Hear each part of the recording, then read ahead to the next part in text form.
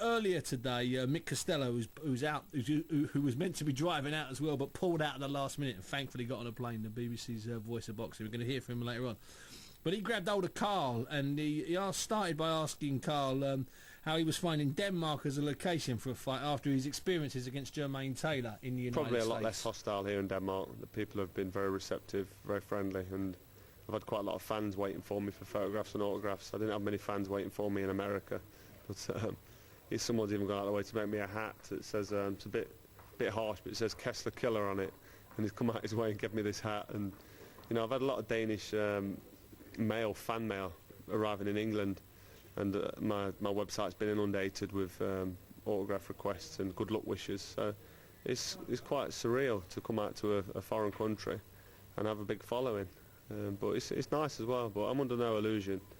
On Saturday night there will be 98% of the crowd booing me and cheering Kessler. So I'm not going to expect a lot of love on the evening. That's for sure. But again, you had that hostile reception in Connecticut last year, and some of that almost seemed personal as the people very close to you as you made your way to the ring let their feelings be known. So here it'll be almost more distant than that, so a different type of atmosphere. Yeah, definitely. I hope so. Anyway, I had to walk through quite a close, tight crowd in Connecticut. This is a bigger arena, and hopefully I won't be as close to the hostile crowd, but I'm not expecting it to be nowhere near like it was in Connecticut. Some of the Americans, they either love the English or they passionately hate them, and I think I bumped into a couple of passionate haters on the way into the ring for Jermaine Taylor on my last fight.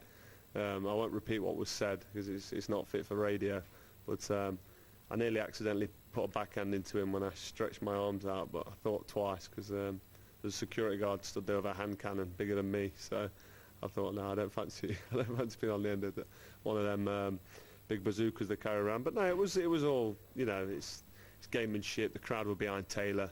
I'm the Englishman. They want me to lose, so they gave me a little bit of stick. But water off a duck's back, really. But I'm not expecting that kind of hostility in Denmark tomorrow. I've been received very well, and I'm just looking at getting in there and putting on an outrageous performance against Kessler and potentially putting him into retirement. And having spoken about the hostility, are you one of these people that believes once the bell rings, a ring is a ring wherever it is? Yes, definitely. As long as there's no unfair advantages because it's in Denmark and Team Sauerland are promoting the event. I mean, they've been responsible for the promotion on this event from start to finish. It's in their country, and they're the ones putting everything together. So, unless there's any skullduggery going on, I should be given a fair crack at the whip. The WBC is a fair and honourable title, and I'm an honourable champion and a proud champion, and I've fought some great fights to keep the belt. So, if I win a round and it's close, I expect to win the round 10-9 on the 10-point must system. I don't come here expecting to have to knock somebody out, but everybody who's interviewing me and asking me and telling me you need to knock him out to win, to me that means they're going to cheat, and if that happens then it will disgrace the sport, disgrace the belt, disgrace the Super 6 World Boxing Classic, and disgrace disgrace boxing as a sport. I might even consider retirement if I get ripped off. I feel that strongly about it because it's just downright unfair and wrong. When somebody's been robbed. I mean, you get people crying robberies all the time. My last opponent, Andre Durrell, said, I got a real home-cooked meal, I got a real hometown decision. Never heard so much rubbish. Running and holding and jumping on the floor and whinging. You can't win a title doing that. You've got to fight and land shots, which he never did. So I expect, if it goes to points, which I don't think it will, I expect to win on points. But I strongly believe I'll get Mikkel Kessler out of there early. I don't think he can stay with me, given his history of his last few fights. Carl Froch talking there to the BBC's Voice of Boxing, Mick Costello.